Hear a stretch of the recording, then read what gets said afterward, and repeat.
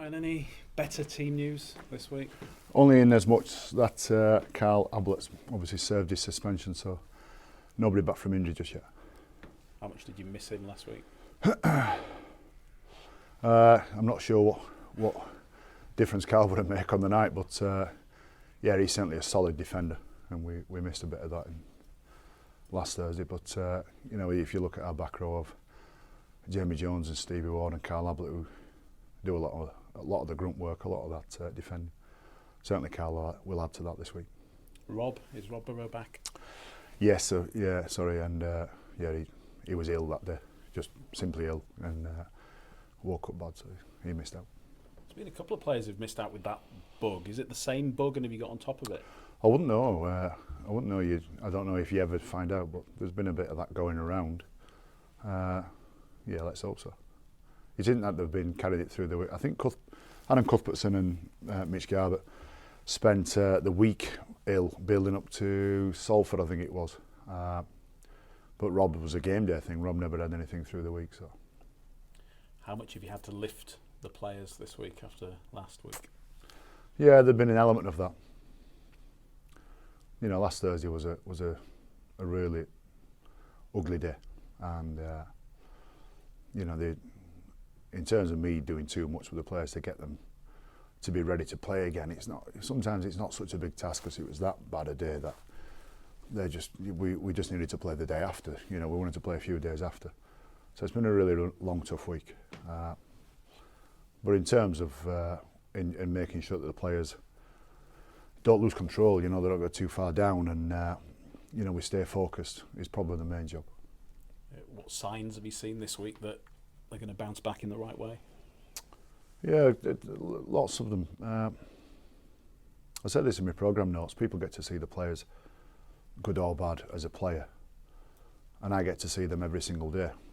The good version and the bad version, and the stressed out version, the tired version, and I'll always maintain this, and long may this continue. But they're all very committed. You know, nobody's thinking, well, it's somebody else's fault. They're, you know, they've got a lot of humility about them. So, you know, we spoke on the Friday morning afterwards, and then, you know, in the next subsequent days, went through a process. You've got to go through a process anyway to get ready for the opposition team. But the process this week's been a tough one, because the footage that we've been looking at is not particularly good footage to look at. So, and they've never shirked any of that responsibility. They've never tried to hide or tried to, you know, not shoulder some of the responsibility as well. So it's been a tough week for all of us. What were your thoughts on the open letter from Gary that went out this week? Well, something needed to be said after such an ugly day. That was more of a club letter. I'm keen to stress that Gary rang me up and cleared that letter with me. It wasn't a case of Gary Hetherington now makes a decision. That was a club letter, really. You know, Gary signs that one off. The decisions that we make, or any decisions that will be made as a group. And you know, and there's no shirking away that last Thursday we'll need to stand up and be counted and bear the brunt of it. So, you know, I'm cool with what he said in there. I've got no drama with anything that he said in there. Some people sort of read it and interpret it as a bit of an ultimatum. Are they sort of reading too much into that letter? I wouldn't know. I don't know. You know, there's some lines in there where you might be able to think, well, what does that mean? I wonder, does that mean we've only got 4 games and all that? I think any change. I think what Gary's saying there, the club is saying, and what we are saying is, we're not going to just change just after 1 game. There's some obvious questions that will be asked. We're not just going to do it because we had a really ugly day at the office, which, you know, those days at Castleford are never down to just one thing. They're never down to just either the players being bad or that the coach has got it wrong. It's usually a combination of a few things. But the biggest factor for me was, if we're not good enough, we're not good enough, you know. But that's not what I'm saying. I think the biggest factor was Castleford were just white hot. They were absolutely white hot. Now, if they're going to be white hot and we're off, and we're missing a few pack members, and Carl Ablett band and Rob Burrow being ill, if that means we're going to lose, it probably should have been a 25, 28 10 scoreline or something like that, and a disappointing day. Now, the real ugly part is that we conceded more points than that, and we shouldn't be conceding 66 points. And they're the questions that will be asked. But don't ever get away from the fact that Castleford were brilliant that day, and it wasn't the case that they had to mount pressure on us. They nailed us sometimes on that particular play, whether it was a miss or an error, or that particular set. And that wasn't that we couldn't defend it, it's just that they were just brilliant on the day. How significant does it make Friday's game? Yep, it's a big game. It's a big game, and I think the next 3 or 4 games in particular are big. This isn't about anybody making ugly decisions or big decisions after the next 4 games, but we want to be in a position in the league where we're challenging for the top, and that's the big thing for us at the moment. What do you expect from Catalan? They're unbeaten.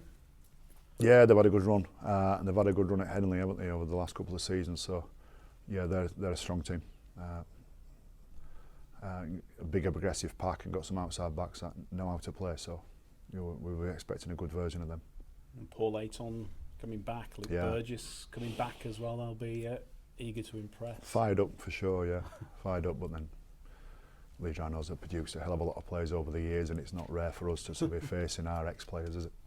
Is it actually one of those games where it's irrelevant who you're playing this week is about Leeds after last week? To a degree, I would agree with that. But the fact that Catalans are a decent team, we've got to break them down as well. Like, at no stage was there a temptation to say, it doesn't matter who we play this week, we've got to get ready for a good Catalans. What's the latest on the players that aren't available at the moment? Who might you have back next? Stevie Ward, the hamstring strain that he had, you play about a word sometimes. It's not a tear, it's a strain, but he's getting close, but won't be available. And he might not be available next week either. Jamie Jones has got a strain in a ligament in his foot, which is a really odd one. Could be available next week, but there's a chance he might not be. But they're both getting close. Brett Ferris, who's been achingly slow with his recovery from both his groin area and his calf, he's getting close as well. Listen, there's a scenario where we could put them in this week, and I'm not sure whether they'd be able to get through the game. And I just know for a fact, experience tells us and recent history tells us that putting them in means they're going to be missing for weeks and weeks and weeks after that. So I'm sure if we injected Jamie Jones in his foot, did some extreme work on Stevie Ward and just sent Brett Ferris out there right now, I'm sure they'd get through 20-30 minutes of the game.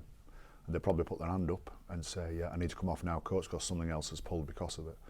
And maybe that 20-30 minutes gets us the win.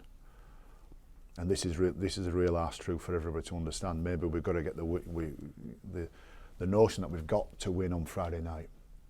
I'm not willing to make that call on players. I'm not going to send players out there knowing full well that we'll miss them for weeks.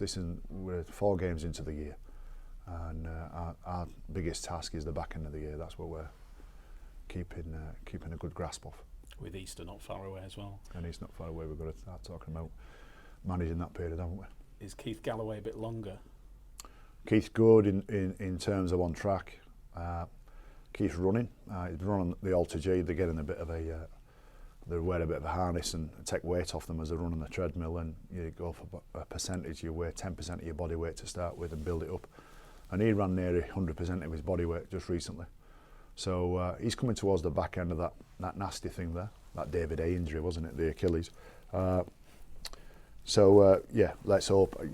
I'm hesitant to put a time scale on that, but if we start talking about a month from now, we start focusing a month from now, we've got a chance. Good luck. Cheers. Gary mentioned 4 games, obviously 3 of those are at home as well, which is a good chance to sort of put some results together now, do you think? Yeah, playing at home's good. The fans have been great. The fans are, they always turn out in numbers and give the blokes a lot of support. Brian, does Warrington's start to the season put things into perspective for you? What, that they haven't won yet? Yeah. Yeah, I don't know. A broader point this, but the salary cap, and it's true, the salary cap means there's been a level amount in the competition, and it's great. It's great. Wakefield have got a genuine chance of being anybody. Catalans are a very strong team and can compete. Huddersfield, look at Huddersfield. I'm going over the teams who were historically weak throughout, the early years of Super League. Castleford been relegated twice, I think, Castleford over the years, and what salary cap has done, or the evening out of the salary cap, has evened out the competition. So we've got a really healthy competition. There's no guarantee that Warrington can win a game anymore. Warrington went and spent big, and since since Simon Moran came on board, and in particular Tony Smith, have become a real force within Super League Warrington instead of almost the bridesmaids. But then there comes a point where other squads are as healthy, are as competitive. Nobody's allowed to spend any more money on the squad than Warrington is, or Leeds Rhinos, or Wigan. So I think the obvious thing to say is that there's going to be that moment where Warrington, like we did last year, start off without a win. And I know Tony really well, and I'm sure he's got a good handle on it. It's not easy to lose, but sometimes these just things are a nature of the competition. With Castleford being considered one of the dark horses for Super League this year, does that give you any crumb of comfort over last week at all? Comfort's the wrong word, but as I keep saying, they play great. I said beforehand as well that I think they're an extremely good team and really well balanced. You look at their squad and you look at, and Darryl's done a really good job. Darryl, Powell and Danny are in that they've got the best out of the players that they've got, and that's not to be sniffed at. So I include that in the reason why we lost like we did. There's some other things where it's hard to admit that maybe some of the coaches got things wrong. I got some things wrong. The players weren't good on game day. A couple of pack members missing. All that needs to be taken into account, and we'll front up with any of that. But don't dismiss. And I'm talking to myself. You shouldn't dismiss how good Castleford were, or you're probably looking in the wrong direction for some answers. Speaking to a few of the players during the week, it was obvious that they were embarrassed at the end scoreline. As a former player yourself, what is it like going into the next game, particularly one at home, with that in the back of your mind? I take it that the mental recovery from that and looking ahead isn't an easy one. No, it's not. It's not, and you've got to. This is why the job that we all do is a bit different, really, from many other industries. There's an element of the psychological battle this week, and none of us are qualified as psychologists, but we've got to deal with some of the psychology that the players have, and coaches have, for that matter, in that you've got to get over these, and you've got to strike a fine balance between saying, well, look, that was just an ugly day, let's recognise the reasons why, but we've got to put that to bed, because within 48 hours we start turning our attention to the next fixture. So there's a real balance, and there's some real moments there that you've got to get it right. You dismiss it too much, you're not probably getting on top of the issues that need to be addressed. You dig too deep and you start creating problems for yourself that are probably not there. So there's a job in each week, certainly when you concede as many points as we did. Have you learned anything new about your players over the week? For the character? Yeah, as I said earlier on, these things happen. The ugly days happen. You don't want to be admitting that you concede that many points, but these scorelines happen. And again, as I said earlier, that the players come in the day after and front up, and it worries you as a coach if some of them are saying, "Yeah, I got that wrong, but can you have a look at that, coach? Maybe that's to blame." Nobody does that, and that's not the culture that we have here. We have that honest level of culture. If you get something wrong, front it up, and then go fix it up. Just a quick one on Jordan Lilly. Does his future for the next few weeks remain here? Because if he goes back to Bradford, is it a month before they'd be? That's a difficult one. Yeah, it is. So we got Easter coming up, and we want to be able to use the squad over Easter. If Jordan doesn't go to Bradford soon, he has to stay there for a calendar month, and we've got to manage that. Does he come back before Easter? But at the same time, we've got some blokes missing who we may not get anybody back next week. So we're managing that at the moment. And just Jordan sat on his hands over the next 4 weeks doesn't do us any good as well. So the month bit is a real difficult one, why he's got to go for a month. Is he fit tomorrow then, Ryan? Pardon? Is Jordan in the squad tomorrow? No, he's not. No, he won't play.